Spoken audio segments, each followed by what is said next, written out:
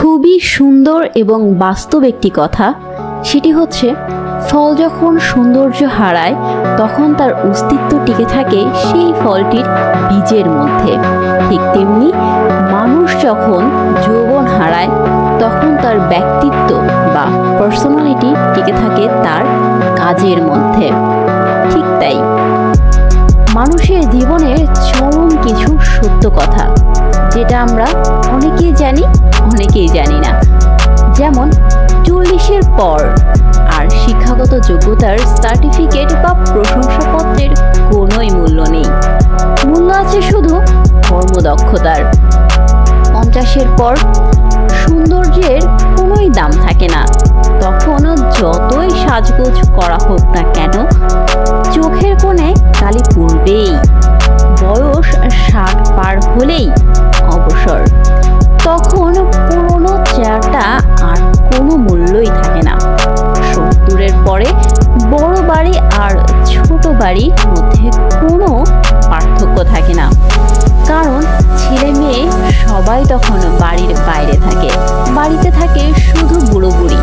80-র পরে টাকা থাকলেও কোনো দাম নেই, কারণ তখন চলাফেরা করার মতো ক্ষমতাই থাকে না। তখন দরকার হয় অন্যের সাহায্যের। আর 90-এর পর বিছানায় পড়ে থাকতে হয়, তখন ঘুমানো আর জেগে থাকার মধ্যে কোনোই পার্থক্য থাকে না। সুস্থ সবল নিরোগ শরীর নিয়ে যদি আপনি আজকের দিনটা বাঁচতে পারেন, তাহলে মনে রাখবেন পৃথিবীর সকল মানুষের থেকে আপনি অনেক বেশি ভাগ্যবান। গাছ পুরনো হলে কেটে ফেলো না, কারণ সে তোমাকে ফল দিতে না পারলেও নিশ্চিত ছায়া দিবে। বাবা মা বৃদ্ধ হলে কখনোই তাদেরকে অবহেলা করো না, কারণ তারা হয়তো তোমাকে টাকা পয়সা না দিতে পারে, কিন্তু দুহাত ভরে দোয়া দিবে, যা তুমি বরকত হিসাবে প্রচুর পরিমাণে পেয়ে যাবে। তোমাকে উপরে উঠতে সাহায্য করবে এমন কেউই কিন্তু বসে নেই, কিন্তু তোমাকে নিচে নামাবে এমন লোকের দেখবে অভাব হবে না। পৃথিবীতে প্রিয়জন বলতে আসলে কেউই হয় না, যা কিছু আছে তা হলো শুধু প্রয়োজন আর প্রয়োজন। যখন প্রয়োজন ফুরিয়ে যায় তখন প্রিয় মানুষগুলোরও রূপ বদলে যায়। ছোট ছোট ভুল থেকে শিক্ষা গ্রহণ করতে শেখো। মনে রাখবে হোঁচট সব সময় ছোট পাথরের সাথেই কিন্তু লাগে, তাই না? বড় পাহাড়ের সাথে নয়। কাউকে কথা বলার জন্য বারবার অনুরোধ করার দরকার নেই, কারণ যার কাছে তোমার সত্যিকারের মূল্য আছে, হাজারো ব্যস্ততার মাঝেও সে তোমাকে সময় দেবেই। জীবনে এই দুজন মানুষকে কখনোই ভুলে যেও না। এক, সেই ব্যক্তি যিনি তোমাকে সফল করার জন্য তার সব কিছু হারিয়েছেন, সে হলো তোমার বাবা। দুই, সেই ব্যক্তি যে তোমার কষ্টের সময়গুলোতে তোমার পাশে থেকেছেন, আর সে হলো তোমার মা। জীবনে এমন কাউকে ভালোবাসবে যে তোমাকে ভালো না বাসলেও অন্তত যেন সম্মানটুকু করে, রেসপেক্ট দেয়। কারো জীবনের সুখের গল্প লেখার জন্য যদি ভালো পেন্সিল হতে না পারো, তাহলে ভালো রাবার হওয়ার চেষ্টা করো, যেন খুব সহজেই কারো দুঃখ মুছে দিতে পারো।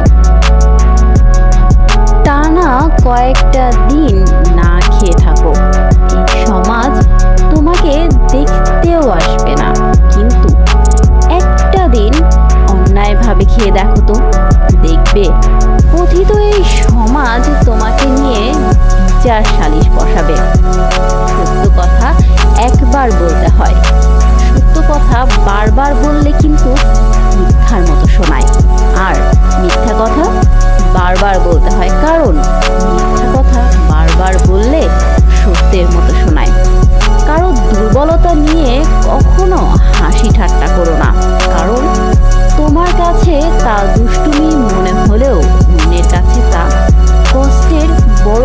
হতে পারে। জীবনটা সেই মানুষের সাথে কাটানো উচিত যার চেহারার চেয়ে মনটা অনেক বেশি সুন্দর। মানুষের শুধু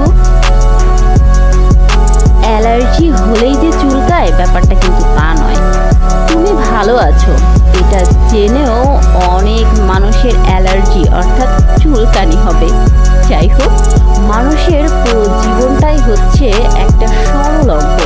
যতই দিন যাচ্ছে ততই আমরা তার সমাধানের দিকে এগোচ্ছি। কে লিখেছেন জানো কথাটা? আমাদের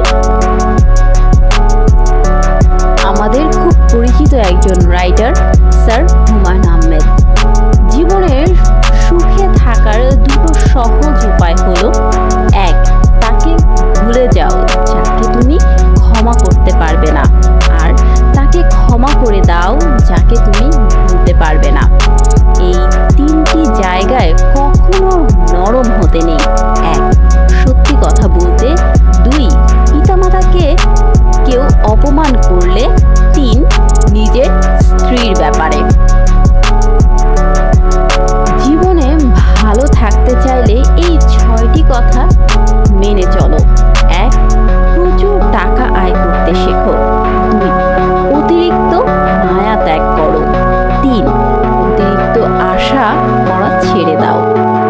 4, নিজেকে ভালোবাসো। 5,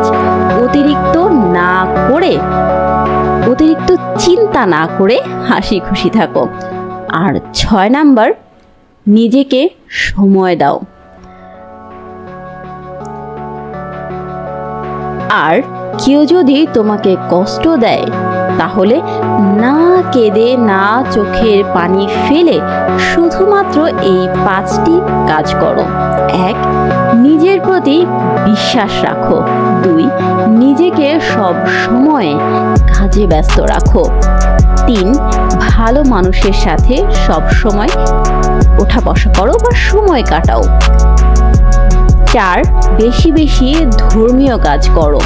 5, মায়ের সাথে বন্ধুত্বপূর্ণ সম্পর্ক গড়ে তোলো। এই 5টি বিষয় যদি তোমরা করতে পারো তাহলে দেখবে যদি কষ্ট পেয়েও থাকো কোনো না কোনো কারণবশত সেটা মোটেই দীর্ঘস্থায়ী হবে না, একেবারেই ক্ষণস্থায়ী হবে। আর এছাড়াও পৃথিবীতে মাই একমাত্র ব্যক্তি যিনি তার সন্তানকে নিঃস্বার্থভাবে ভালোবাসেন। সুতরাং মায়ের সাথে সময় দিবে, মায়ের সাথে বন্ধুত্বপূর্ণ সম্পর্ক বজিয়ে রাখবে, তাহলে দেখবে জীবনে চলার পথে আর পেছনে তাকাতে হবে না। মাই তোমাকে সামনের দিকে এগোতে সর্বদা সাহায্য করবে। সো এই ছিল আমাদের আজকের আয়োজন। যদি ভালো লাগে অবশ্যই কমেন্ট করে জানাবে, আর যদি ভালো নাও লাগে কমেন্টে জানাতে ভুলো না। সো দেখা হচ্ছে পরের ভিডিওতে, সে পর্যন্ত সবাই ভালো থাকবে। আল্লাহ হাফিজ।